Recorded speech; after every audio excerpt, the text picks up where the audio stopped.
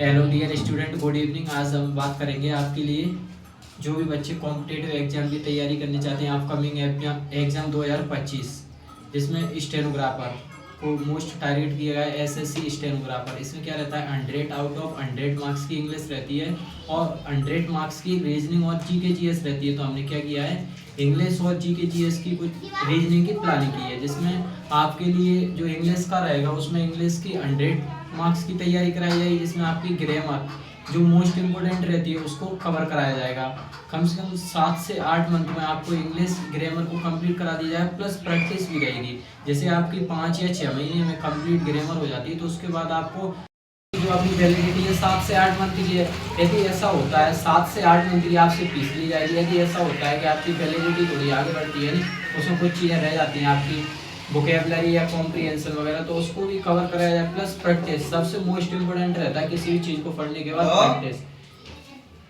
यदि आपने मिस्टेक होता है, देखो इंग्लिश के लिए आपको कम्प्लीटली पढ़ाया जाएगा जब तक आपका एग्जाम आएगा, उसके लिए आप बिल्कुल टेंशन ना ले। इसमें मैंने आपको ऐड करने की बोला है रीजनिंग। रीजनिंग में क्या रहता है कि सिंपल रहते हैं टॉपिक, 1-2 टॉपिक ऐसे रहते हैं। नॉन वर्बल बिल्कुल सिंपल रहती है, इसमें 10-12 टॉपिक रहते हैं जो बिल्कुल आसान रहते हैं। तो मैंने यहाँ पर कुछ आपके लिए रीजनिंग की प्लानिंग की है, इसमें 3 से 4 महीने की लिमिट दी है, उसमें आपके कोर्स को कम्प्लीट कराएंगे। यदि ऐसा होता है कि किसी कारण से या छुट्टियों के कारण आपका सिलेबस आगे की ओर बढ़ता है, तो उसको थोड़ा और लंबा लिया जाएगा, 4 से 5 महीने आपको रीजनिंग। यानी यहाँ पर आपके लिए 100 मार्क्स की इंग्लिश और 50 मार्क्स की रीजनिंग की कम्प्लीटली तैयारी कराई जाएगी। इसमें आपको और जो बच्चे हैं जिनको इंग्लिश ग्रामर बिल्कुल नहीं आती, उनको आसानी से बिल्कुल आसान तरीके में पढ़ाया जाएगा।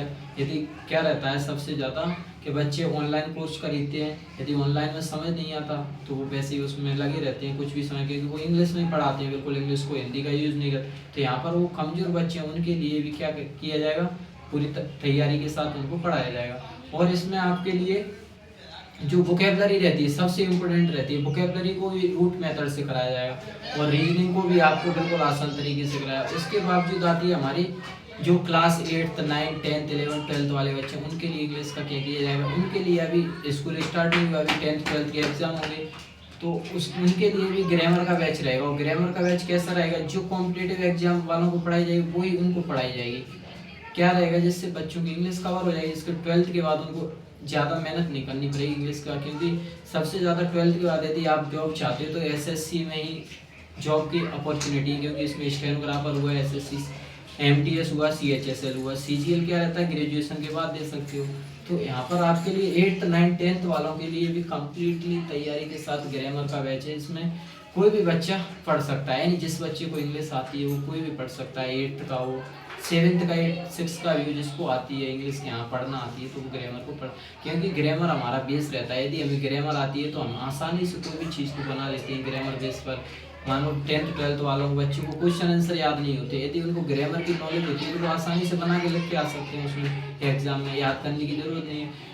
वो ग्रामर की अंडरस्टैंडिंग से याद है। यदि आप स्पीकिंग भी बोलना चाहते हो तो ग्रामर से स्पीकिंग बोलने में। और इसमें क्या रहेगा आपके लिए completely 1 March new batch start from 1 मार्च से आपके लिए ग्रामर का बैच। इसमें मैंने आपको लिमिट भी दी है, लेकिन जो बेसिक हमारी ग्रामर रहती है वो देखिए आपके लिए special batch reasoning plus English, यानी स्पेशली है इसमें रीजनिंग की वैलिडिटी 3 to 4 मंथ, यानी 3 से 4 मंथ रहेगी, ज़्यादा से ज़्यादा 5 मंथ हो सकती है, कम्प्लीटली रीजनिंग रहेगी। उसके बाद इंग्लिश कोर्स वैलिडिटी, जो इंग्लिश के कोर्स की वैलिडिटी आपकी 7 से 8 मंथ रहेगी।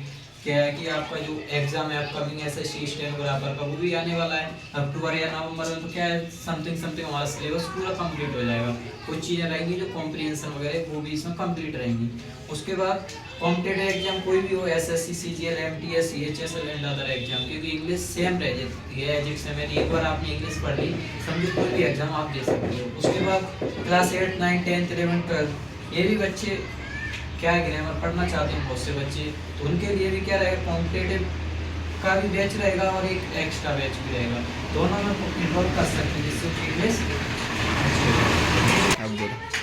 तो ये सब चीज़ों के लिए आपके लिए न्यू बैच स्टार्ट फ्रॉम 1 मार्च से आप पढ़ सकते हो इंग्लिश को। इसमें आपके लिए कम से कम 20 चीज़ें प्रोवाइड कराई जाएंगी, तो आप इस इसमें डेमो भी लगी है क्या बोलते हैं कि आप डेमो ले सकते हो और देख सकते हो कैसा क्या प्राइस देंगे।